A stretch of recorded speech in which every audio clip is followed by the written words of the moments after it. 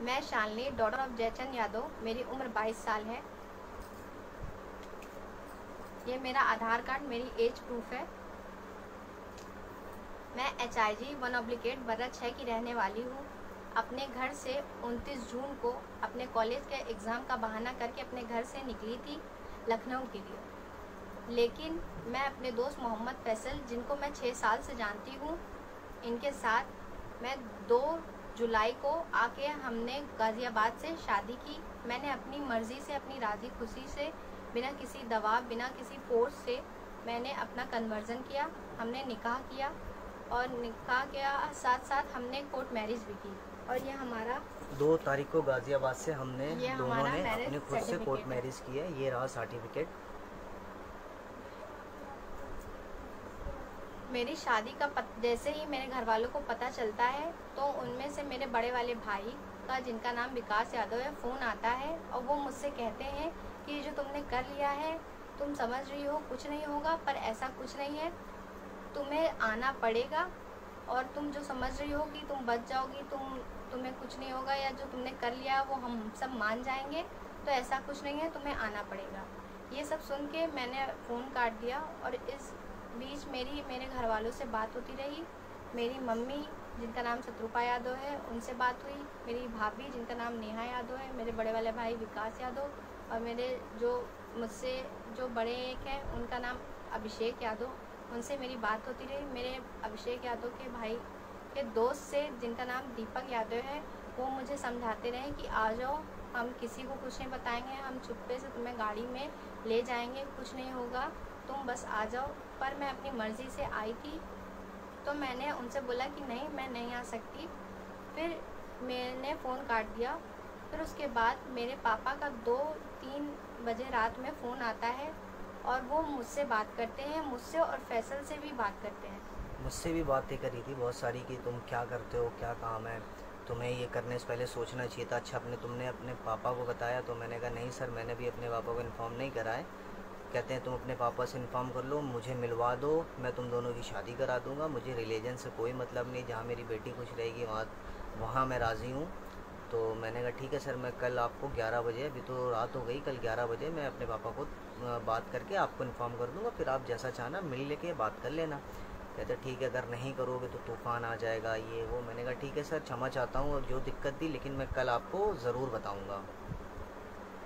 सुबह मेरे घर से 7-8 बजे, बिना किसी को पता चले, ना ही इन्होंने किसी से बात की थी इनके घर में कि बताया हो मेरे बारे में या इनके हमारी शादी के बारे में, इन्होंने इनके पापा के पास जब मेरे पापा गए तो मेरे पापा इनके पापा से कहते हैं कि हमें लड़की ज़िंदा या मुर्दा चाहिए, लड़की चाहिए। क्योंकि 7 बजे ही चले गए थे और मैंने उनसे बोला था 11-12 बजे मैं बता दूंगा पापा से बात करके। वहाँ मेरे पापा, चाचा, बाबा, भाई सबको धमकाना कि लड़की दे दो, लड़की दे दो। फिर मैंने भी अपने पापा को वही समय बता दिया कि हाँ पापा, शालिनी एक लड़की है जो इनकी बेटी है, जिनसे मैंने शादी करी है, हम दोनों ने खुद से करी, हम दोनों ना ही आएंगे और ना ही किसी का दबाव है हम पे, हम खुद से शादी करी, खुद से रहेंगे। मर्जी से की थी, तो हम वापस नहीं जाना चाहते थे, इसलिए हमने मना कर दिया।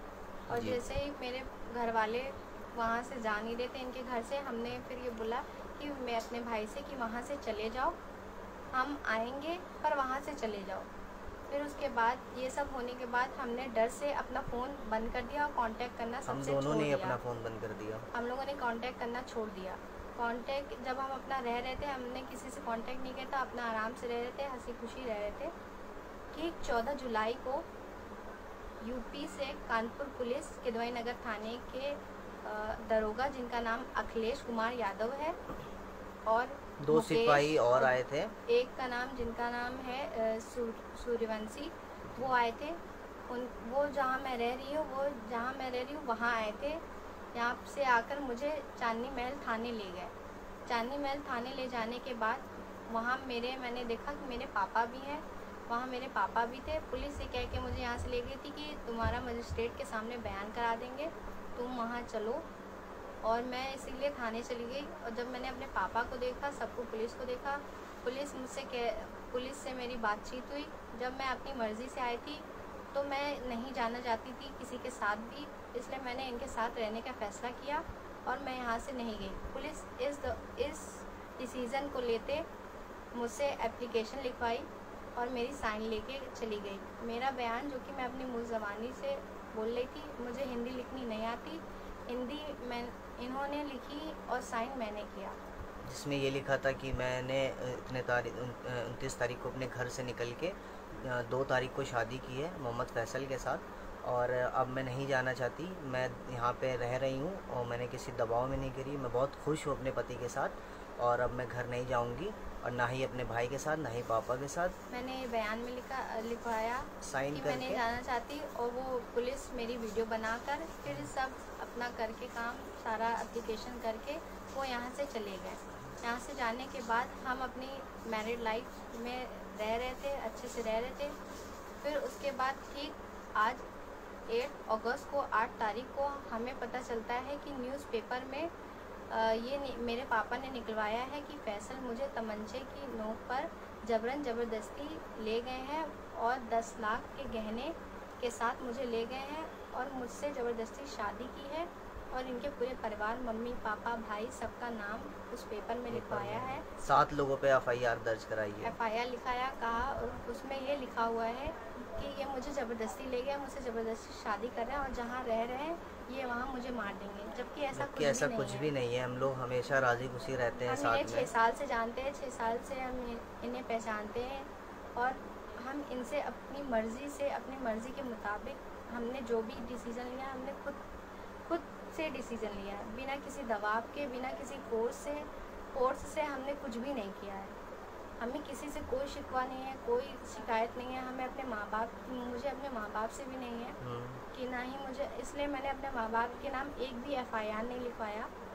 और बीच में हमें ये भी पता चलता है कि मेरे पापा के दोस्त आके, वो जहाँ ये रहते हैं वहाँ आके ये बोले कि लड़की तो मरेगी, भाई के दोस्त भी आके कि लड़की तो मरेगी, लड़की को तो लड़की के पापा मारेंगे और लड़के का तो जो होगा वो होगा। मुझे मेरी जान का खतरा है, मैं जहाँ रह रही हूँ मुझे यहाँ से भी खतरा है। मुझे नहीं पता कल को मेरे साथ क्या हो क्या नहीं हो, इनके साथ क्या हो क्या नहीं हो, ये हमें कुछ भी नहीं मालूम। हमें किसी से कोई शिकवा शिकायत, किसी से कोई चीज़ नहीं है, ना ही हमें किसी के खिलाफ़ कोई FIR करनी है, ना ही कोई केस करना है। बस हम अपनी लाइफ को अपने एक दूसरे के साथ रहना चाहते हैं, और हमें किसी रिलीजन से, किसी भी धर्म से, किसी से कोई लेना देना नहीं है, ना ही हमें किसी से कोई बैर है। जैसा कि हमने सोचा था कि हम अपने लाइफ में एक दूसरे की जिम्मेदारी उठा के अच्छे से प्यार मोहब्बत से रहेंगे, अपनी लाइफ को स्पेंड करेंगे, शादीशुदा ज़िंदगी जिएंगे। सो अभी ये समाज और ये हमारे घर वाले और इनके जो फादर हैं जो इतना गुस्से में है, अब जो रिपोर्ट और ये FIR पेपर कर रहे हैं, ये सब प्लीज़ उनसे रिक्वेस्ट है हमारी, हम आपकी बेटी को खुश रख रहे हैं, बस कुछ भी ऐसा ना करें, हमको जीने दें। मैंने जो भी किया है सब कुछ अपनी मर्ज़ी से किया हुआ है। इनके खिलाफ़ जो भी रिपोर्ट लिखाई जा रही है या वो गलत सलत बोला जा रहा है, अपहरण का किया जा रहा है, गुमशुदा की मेरी जो रिपोर्ट लिखाई जा रही है, ये सब झूठ है, सब गलत है, ऐसा कुछ भी नहीं है। जो कि मैं अपनी मर्ज़ी से खुद का बोल के इनको बयान दे के ही मैं अपना जो भी है अपना डिसीज़न लिया है, बिना किसी दबाव, बिना किसी फोर्स के।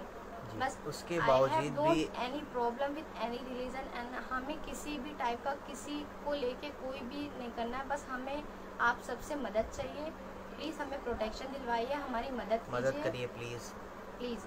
हमें किसी से कुछ नहीं है, बस हमें अपनी जान का खतरा है, मुझे जान का खतरा है, इन्हें भी खतरा है, कल को इनको कुछ हो जाए या मुझे कुछ हो जाए।